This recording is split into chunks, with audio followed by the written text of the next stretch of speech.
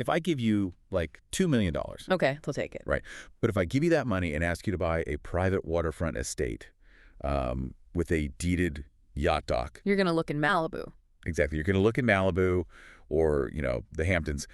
You are probably not going to look in a cornfield-adjacent suburb like 30 minutes outside of Indianapolis. Yeah, that's definitely not the first place that comes to mind. But, well, you should be. Yeah. Okay, let's unpack this. Because today, we are taking a really granular look at a highly exclusive, almost hidden housing market. Yeah, it's a fascinating area. We're basing this on 2026 property listings and insights from luxury real estate broker Cara. We are looking at Geist, Indiana, Right. which is a community anchored entirely by a 1,900-acre reservoir. It is a phenomenal case study, really. I mean, we have this ingrained idea that the monopoly on luxury water views belongs to, the edges of the country. The coast. Right, the coasts. But the dynamics playing out in the Midwest, specifically around this man-made body of water, are just a masterclass in supply, demand, and how the ultra-wealthy engineer their communities. So our mission for this deep dive is to pull apart the mechanics of this hyper-competitive, super low inventory luxury market. Yeah. We want to understand exactly how the concept of lake life actually thrives in the Midwest.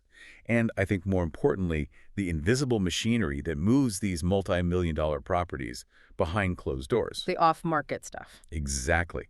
So whether you are actively looking to buy or you're just, fascinated by the hidden economic forces shaping exclusive suburbs, this changes how you will look at suburban real estate. Completely. And to really grasp the tension of this market, we have to start with the physical footprint. Right. Geist is not, it's not a neatly boxed-in neighborhood. It is this sprawling geographic area that bleeds across 3 different counties. Hamilton, Marion, and Hancock. Right. Exactly. Hamilton, Marion, and Hancock.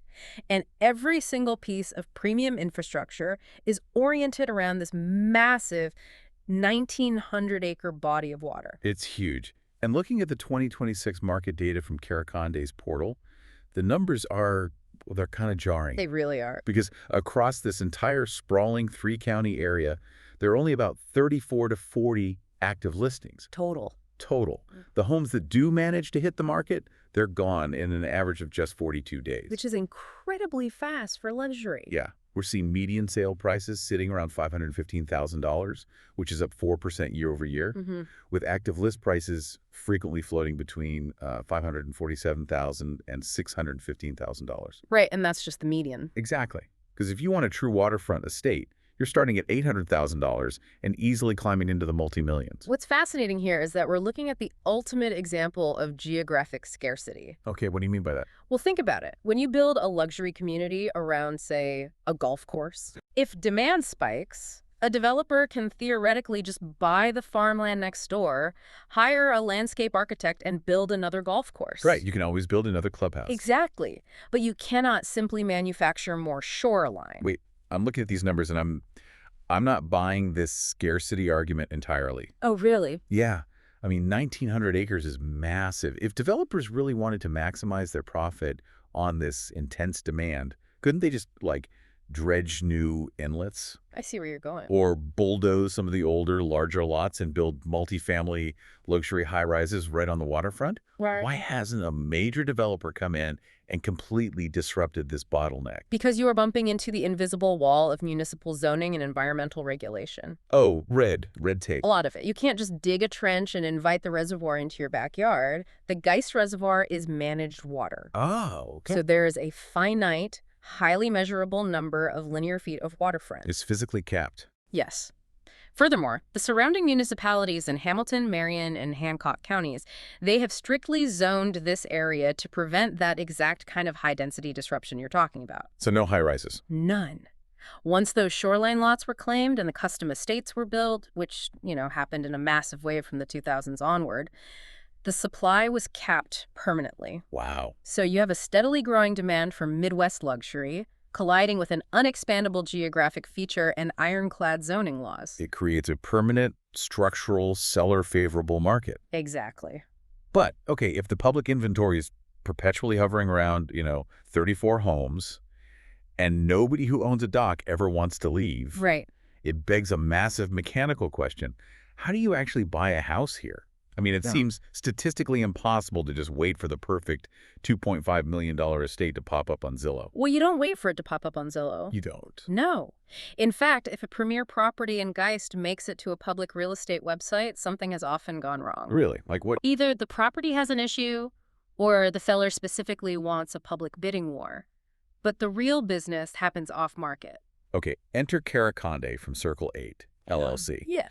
The source material highlights her as a luxury broker who specializes specifically in these off-market Geist properties. And here's where it gets really interesting. It's a whole different world. It is. Yeah. Because off-market real estate isn't just like a secret menu at a drive-thru.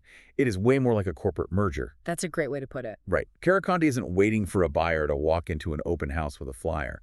She's acting like an executive headhunter.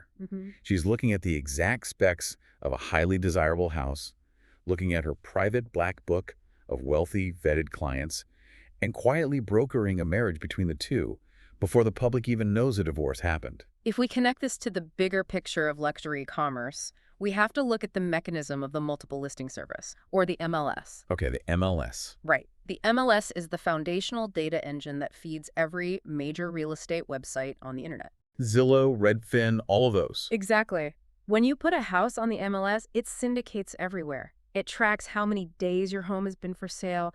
It broadcasts your property taxes. It shows floor plans. It basically creates a massive digital footprint of your private life. Precisely. Now think about the psychology from the seller's perspective. Okay. If you own a multi-million-dollar waterfront home in Admiral's Point, you might be open to selling. Sure. But you absolutely do not want photos of your master bathroom or your private art collection broadcast to the entire internet. Yeah, I would hate that. And you don't want strangers wandering through your home during an open house just to gawk at the architects. Right, the looky-loos. Exactly. You want a white glove approach. You want a broker who can bring you one single pre-vetted buyer who already has the capital ready to deploy. But logistically, how does that actually work without public comps?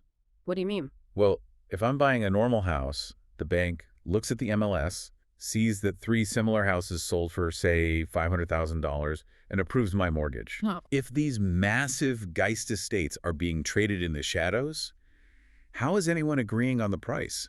How do you appraise a private island, so to speak? That is where the power of the private network comes in. Okay.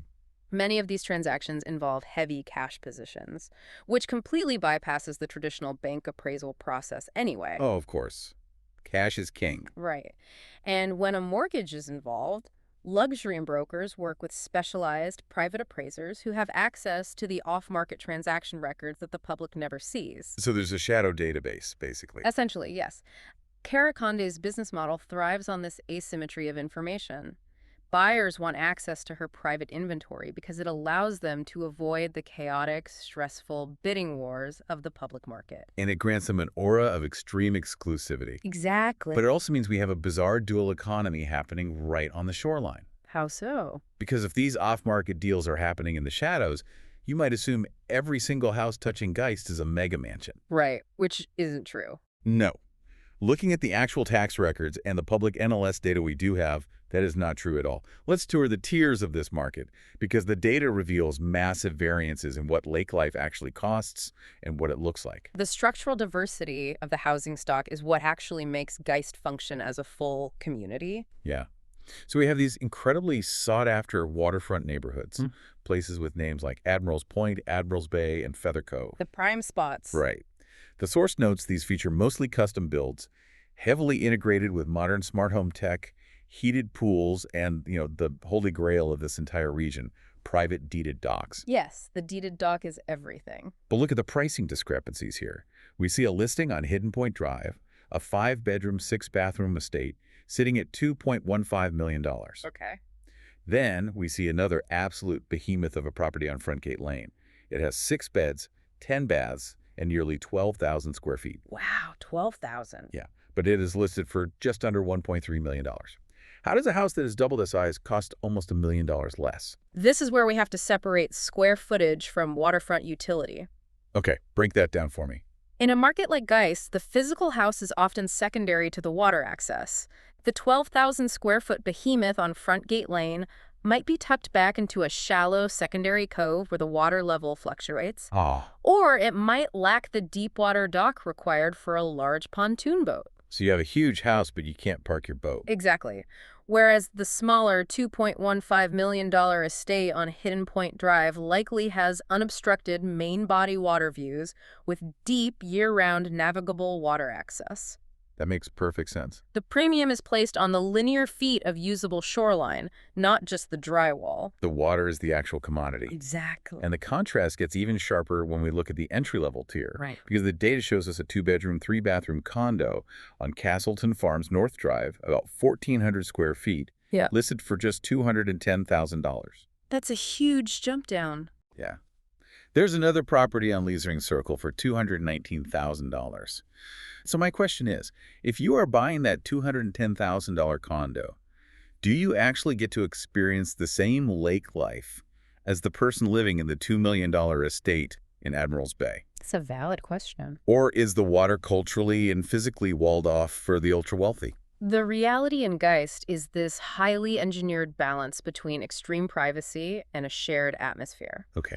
If you own the $2 million estate with a deeded dock, your interaction with the water is entirely frictionless. You walk out your back door, step onto your boat, and you are on the water. Ultimate convenience. Right. The condo owner does not have that luxury. They're dealing with public marinas, wait lists for boat slips, and public access points. That sounds like a lot of friction. It is, but culturally, the community actively promotes a shared suburban tranquility. Are they actually sharing the same spaces, though? They are. The source outlines how the lake life identity isn't strictly confined to just the shoreline. It permeates the entire zip code. Yeah. There are year-round outdoor recreational activities, public access points for kayaking, canoeing, and fishing that don't require a private dock. Nice. There are low-key neighborhood gatherings and community events that bring the condo owners and the estate owners to the same waterfront parks.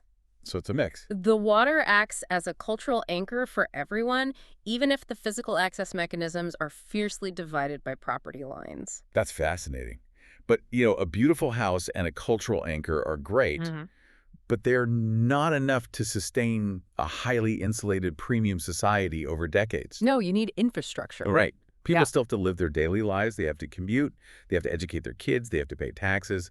We have to look at the ecosystem supporting Geist. Because that is what actually protects these property values when the housing market fluctuates. Exactly. And the foundational pillar of any premium suburban ecosystem, regardless of the amenities, is the local school district. It is the ultimate economic moat. And the source material explicitly points to education as a massive draw for Geist. The area is primarily served by Hamilton Southeastern schools, which holds an A+ rating from Niche. Just top tier. Right. It consistently ranks among Indiana's absolute best for academics, STEM programs, and graduation rates at places like Fishers High and Hamilton Southeastern High. Yep.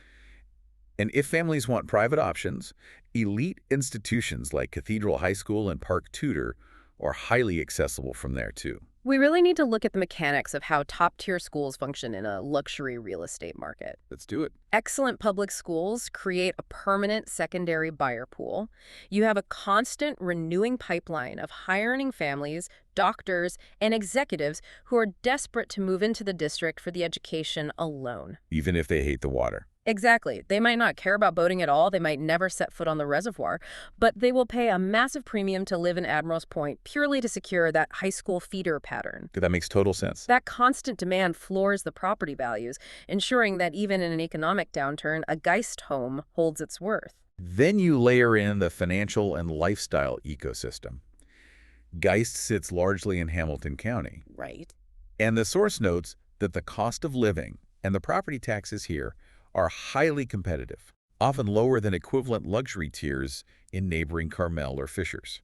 It's a huge financial incentive. Yeah, you get all of this insulation, the schools, the lake, Yeah. and you are still only a 20 to 30-minute commute to the major economic hub of downtown Indianapolis. They have engineered the suburban ideal insulation without isolation. I love that phrase. So what does this all mean?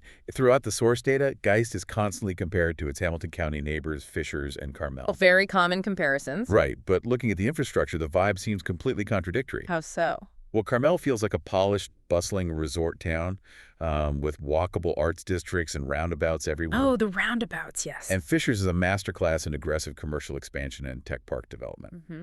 But Geist sounds more like a private gated national park that just happens to have mansions in it. This raises an important question about how modern suburbs consciously engineer their identities to attract specific types of wealth. Okay. You hit the nail on the head. Carmel chose to build polished, European-style walkable centers. Fishers chose aggressive corporate growth. Geist has stubbornly tied its entire identity to serenity and water. It's very intentional. Very. By actively rejecting the dense urban growth model of its neighbors, by refusing to overdevelop its commercial footprint, Geist guarantees its status as an enclave. But they do have some commercial life. I mean, they haven't completely walled off the outside world. They haven't, but the commercial life they do allow is fiercely local and scaled to serve the immediate community rather than, draw massive regional traffic. Right, the source material mentions a few highly specific local staples. Like what? You have the famous sirloin steak tacos at Wolfie's Grill, right there in the Geist location. Oh, yeah. Craft brews at the Ale Emporium, Yeah. wine tastings out at Daniel's Vineyard.